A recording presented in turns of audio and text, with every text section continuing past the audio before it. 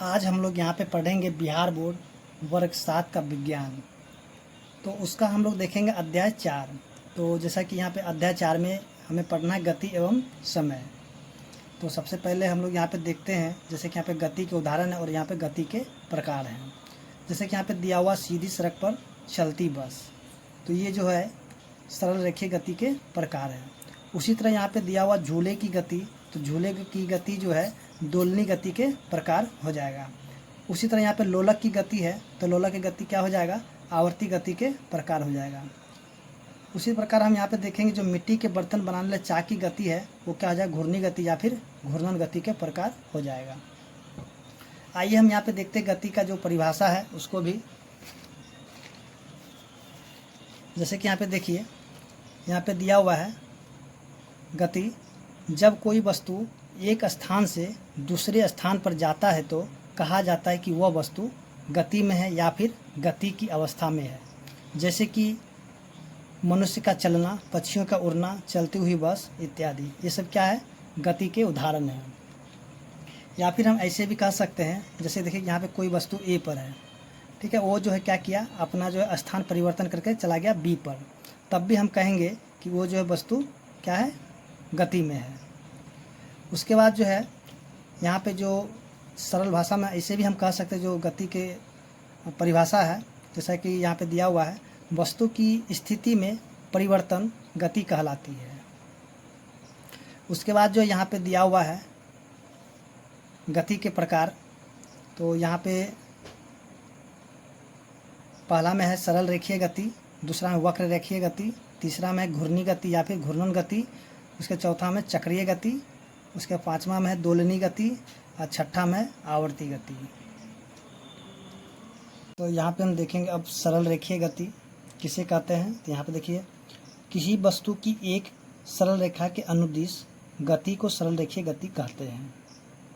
जैसे एक सीधी रेखा पर चलती बस की गति, सीधी सड़क पर दौड़ता बालक इत्यादि, ये सभी जो है सरल रेखीय गति का उदाहरण है।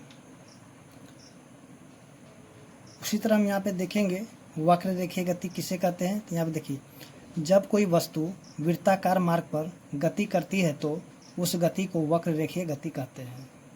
जैसे सूर्य के चारों ओर पृथ्वी की गति, वृत्ताकार मार्ग पर दौड़ते किसी व्यक्ति की गति इत्यादि, ये सभी क्या है, वक्र रेखीय गति के उदाहरण हैं। उसी तरह हम यहाँ पे देखेंगे जो कि घूर्णी गति या फिर घूर्णन गति, तो किसे कहते हैं। देखिए, जब कोई वस्तु अपने अक्ष के चारों ओर घूमती है तो उस गति को घूर्णी गति कहते हैं। जैसे लट्टू की गति, छत के पंखे की गति, मिट्टी के बर्तन बनाने वाले चाक की गति, ये सभी जो है घूर्णी या फिर घूर्णन गति के उदाहरण हैं। उसी तरह आप देखेंगे यहाँ जो दोलनी गति है तो किसे कहते हैं, यहाँ भी देख लेते हैं। तो किसी वस्तु की स्थिति के इधर उधर करने को दोलन गति कहते हैं।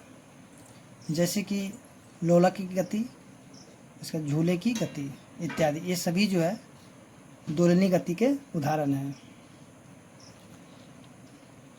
उसके बाद हम देखेंगे यहाँ पे आवर्ती गति किसे कहते हैं। देखिए, आवर्ती गति, जब कोई वस्तु नियत समय के अंतराल के बाद अपनी गति को दोहराती है तो उस गति को आवर्ती गति कहते हैं। जैसे सरल लोलक की गति, फिर झूला झूलते बालक की गति इत्यादि, तो ये सभी जो है क्या है कि आवर्ती गति के उदाहरण हैं। उसी तरह हम देखेंगे यहाँ पे जो चक्रीय गति है, तो जब किसी वस्तु का गति वृत्तीय पथ पर होती है तो इस गति को चक्रीय गति कहते हैं। जैसे अपनी कक्ष में घूमता हुआ कोई उपग्रह, तो ये जो क्या है, तो अब हम यहाँ पे देखेंगे कि जो समय की माप है। देखिए यहाँ पे देखिए, अब जो है हमारे पूर्वज जो है समय की माप किस प्रकार करते थे। तो देखिए, हमारे पूर्वज जो है प्रतिदिन सूर्योदय से अगले सूर्योदय के बीच के समय को एक दिन मानते थे। यानी कि जो आज जैसे कि सूर्योदय हुआ, फिर अगले सूर्योदय को क्या करते थे, वो लोग एक दिन मानते थे। उसी तरह जो है एक अमावस्या से लेकर के जो अगली अमावस्या के बीच के समय को की माप को जो है एक माह के रूप में करते थे। उसके बाद जो वर्ष के लिए क्या करते थे, यानी कि जितने समय में पृथ्वी सूर्य की एक परिक्रमा पूरा करती है तो उसका आकलन करते थे। उसके बाद जो है इनका जो है तो इनसे क्या करते थे, वो एक जो वर्ष का जो है वो माप करते थे। तो इसी प्रकार जो है दिन, माह एवं वर्ष का माप तो किया गया, परंतु हमें जो है एक दिन में काफ़ी छोटे समय अंतरालों की मापने की आवश्यकता पड़ती है। तो यहाँ पे है जैसे दिया हुआ, क्या आप बताएंगे हमें घड़ी से क्या पता लगता है। तो देखिए, घड़ी का कार्य विधि को समझने के लिए घड़ी का अवलोकन कीजिए। देखिए, जैसे कि हम लोग जानते हैं कि जैसे घड़ी देखते हैं तो घड़ी में 3 सुइयाँ होती है, ठीक है। तो एक सुई जो है मोटी तथा छोटी होती है, जो कि हमें घंटा बताती है। उसी तरह जो दूसरी थोड़ी लंबी पतली होती है, जो कि मिनट बताती है। उसका जो तीसरी सबसे लंबी एवं पतली सुई होती है, जो तेज़ी से घूमती नज़र आएगी, यह सुई सेकंड बताती है। ये सभी सुइयाँ एक निश्चित अंतराल में अपने पथ को पूरा करती है।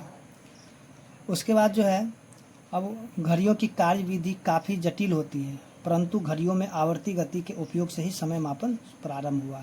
यानी जो घड़ी है तो उससे यानी कि आवर्ती गति है, उसी के द्वारा क्या हुआ कि इनका जो समय का मापन है वो प्रारंभ हो गया। तो आइए अब हम यहाँ पे देखते हैं, जैसे समय है तो समय को जैसे कि हम लोग इंग्लिश में बोलते हैं टाइम। अब देखिए यहाँ पे समय का जो परिभाषा है उसको भी देख लेते हैं। देखिए, किसी गतिशील बिंदु के एक बिंदु से दूसरे बिंदु तक जाने के अंतराल को समय कहते हैं। जैसे कि यहाँ पे देखिए बिंदु ए है, यहाँ पे बिंदु बी है, तो एक बिंदु से दूसरे बिंदु तक जाने के अंतराल को हम लोग क्या बोलेंगे, समय। यानी कि यहाँ से लेकर के यहाँ तक जाने के जो बीच का जो अंतराल होगा उसी को हम लोग क्या बोलेंगे, समय बोलेंगे। आइए फिर आगे भी हम लोग इसको देख लेते हैं। जैसे कि समय का जो मूल इकाई क्या होता है, सेकेंड होता है, यानी जो छोटा इकाई होगा वो सेकेंड होगा। उसके बाद इसका जो समय का जो बड़ा मात्रक होगा उसको हम लोग घंटा या फिर मिनट के द्वारा भी लिख सकते हैं। थोड़ा इसको भी देख लेते हैं। जैसे कि यहाँ पे देखिए, 1 मिनट बराबर कितना होगा, 60 सेकंड होगा। उसका 1 घंटा बराबर 60 मिनट होगा। फिर 1 दिन बराबर 24 घंटा। फिर 1 महीना बराबर 30 दिन होगा। उसके बाद 1 वर्ष बराबर 12 महीना। उसके बाद जो 1 वर्ष बराबर कितना हो जाएगा, 365 दिन 6 घंटा। अब देखिए ये 6 घंटा जो कि 4 साल में क्या हो जाता है, एक 24 घंटा बनता है, और 24 घंटा मिल करके 1 दिन बन जाता है। जो कि यहाँ पे हम देखेंगे कभी कि फरवरी जो 29 तारीख होता है, तो 4 साल के बाद क्या हो जाएगा, फरवरी जो 29 तारीख हो जाएगा। क्योंकि यहाँ पे 6 घंटा मिल करके क्या, 6 घंटा मिलकर 4 साल लग जाता है। तो 4 साल में जो क्या होता है, 1 दिन बन जाता है, और 1 दिन जो है फरवरी में क्या हो जाता है, वो जुट करके वो 29 दिन का हो जाता है। इनको भी जान लेते हैं। जैसे कि यहाँ पे देखेंगे घड़ी, यानी कि घड़ी को हम लोग इंग्लिश में बोलते हैं वॉच। तो देखिए, घड़ी का कार्य समय बताने का होता है। इसमें जो है घंटे, मिनट तथा सेकेंड में समय को व्यक्त किया जाता है। यानी कि घड़ी में जो है समय को किसमें, घंटे, मिनट तथा सेकेंड में समय को क्या किया जाता है, व्यक्त किया जाता है। अब हम यहाँ पे देखेंगे जो कि पेंडुलम घड़ी के बनने से पहले समय की माप के लिए विभिन्न प्रकार के घड़ियों की व्यवस्था थी। जैसे कि यहाँ पे देखेंगे धूप घड़ी, रेत घड़ी तथा जल घड़ी। तो अब देखेंगे कि धूप घड़ी किसे कहते हैं। देखिए, धूप घड़ी का प्रयोग सूर्य की दिशा से समय का ज्ञान करने के लिए किया जाता था, और इस घड़ी से समय की माप काफ़ी शुद्धता से की जाती थी। यानी कि जो धूप घड़ी था उससे जो समय का माप जो है, यानी कि पुराने समय में समय का माप जो है काफ़ी शुद्धता से की जाती थी। उसके बाद जो है इनका जो उपयोग है ना, सूर्यास्त के बाद नहीं किया जा सकता था, क्योंकि इनका जो नाम ही है धूप घड़ी। तो ये जो है धूप के सहारे ही जो है कि अपना समय बताता था, और रात के समय क्या था कि सूरज तो नहीं था, इस वजह से रात में जो है क्या करता था, ये समय यानी कि इससे नहीं पता लगता था। उसके बाद इसको भी हम देखेंगे, जो इसका उपयोग विश्व में समय जानने के लिए सबसे पहले किया गया था। यानी धूप घड़ी का जो धूप घड़ी है, यानी कि विश्व में सबसे पहले यानी इसका उपयोग किया गया था समय जानने के लिए। उसके बाद भारत में जो इसका निर्माण महाराजा जयसिंह द्वितीय ने दिल्ली, जयपुर, वाराणसी एवं उज्जैन में करवाया था। यानी धूप घड़ी का निर्माण जो भारत में महाराजा जयसिंह द्वितीय थे, उन्हीं ने करवाए थे। उसके बाद हम देखेंगे यहाँ जो है रेत घड़ी। देखिए, रेत घड़ी जो है समय की माप के लिए धूप घड़ी के समय की माप के लिए धूप घड़ी के अलावे रेत घड़ी का भी उपयोग होता था।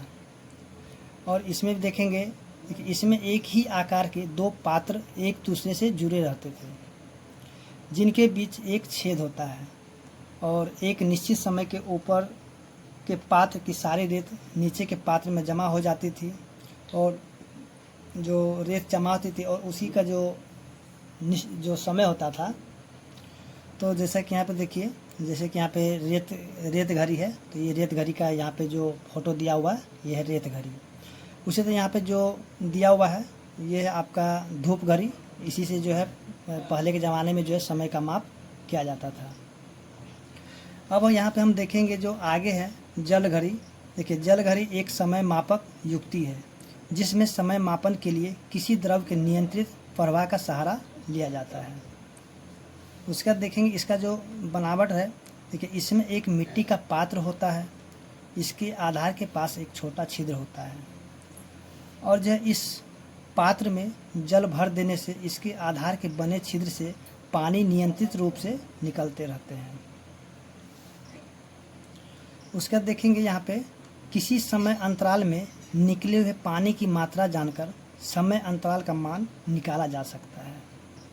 यानी कि जो जल घड़ी था, तो जल घड़ी में जो इसका जो पानी की मात्रा है उसका जानकर समय अंतराल का मान निकाला जा सकता है।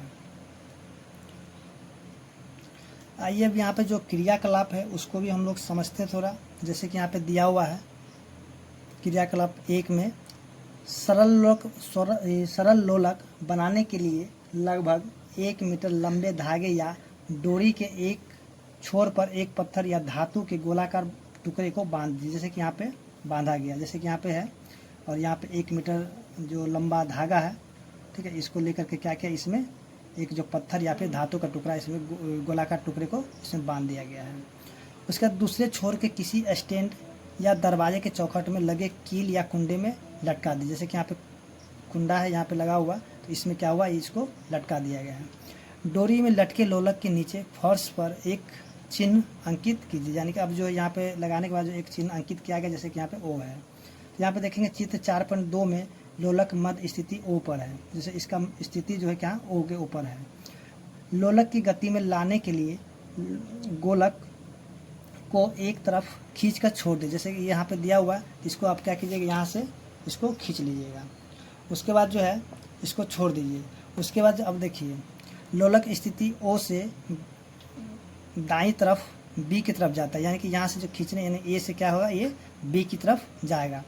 उसके बाद जो है पुनः वो ओ की तरफ गति करते हुए अधिकतम 1 तक जाता है। यानी कि यहाँ से जो जाएगा फिर यहाँ से खींच के यहाँ पे ए पे आएगा, फिर यहाँ से जाएगा, फिर ये वापस इधर आएगा। तो ये गति जो है बार बार ये दोहराते रहेगा। उसके बाद देखेंगे जब लोलक मध्य स्थिति ओ में हो तो अपनी घड़ी में समय देखकर नोट कीजिए। लोलक ओ से ए की तरफ गति करता है। ए पर पहुंचने पर वह पुनः ओ की तरफ गति करते हुए बी तक पहुंचता है। उसके बाद लोलक द्वारा ए से बी तक जाना एवं पुनः ए पर टना एक पूर्ण दोलन कहलाता है। यानी कि ए से लेकर बी तक जाना और फिर बी से लेकर ए तक आना, यानी कि ये जो यहाँ पे टना हुआ है इसी को क्या होता है, पूर्ण दोलन कहलाता है। उसके बाद देखिए अब यहाँ पे दिया हुआ जैसे कि आवर्तकाल। तो देखिए यहाँ पे लोलक द्वारा एक दोलन को पूरा करने में जितना समय लगता है उसे लोलक का आवर्तकाल कहते हैं। तो यहाँ पे आप इसको भी नोट कर लीजिए। अब देखिए यहाँ पे जो दिया हुआ है आवर्तकाल की माप के लिए घड़ी के समय को लोलक के ए पर नोट कर ले तथा पुनः ए पर लौटने के एक दोलन गिन ले। क्रमशः गिनते हुए 20 दोलन पूरा करने पर घड़ी में समय नोट करें। उसके बाद जैसे कि यहाँ पे दिया हुआ है कि दोनों समय के अंतर को 20 से विभाजित करें तो एक दोलन का समय या फिर आवर्तकाल मिलेगा। उसके बाद इस मापन क्रिया को 5 बार दोहराएं तथा औसत दोलन काल आवर्तकाल निकालें। अपने परिश्रम की तालिका 4.2 में अंकित कीजिए। जैसे कि यहाँ पे दिया हुआ 4.2, तो इसमें क्या करना होगा आपको, जो है जैसे कि ये कितना समय में इधर से उधर कर रहा है, तो आपको यहाँ पे क्या करना होगा, यहाँ पे इसको नोट करके लिखना होगा। तो जब ये यहाँ पे पूरा हो जाए तब यहाँ पे बताना है क्या प्रत्येक बार एक दोलन पूरा करने में लगा समय बराबर है। अगर यहाँ से इसका जो समय अगर बराबर होगा तो यहाँ पे लिखेंगे हाँ है।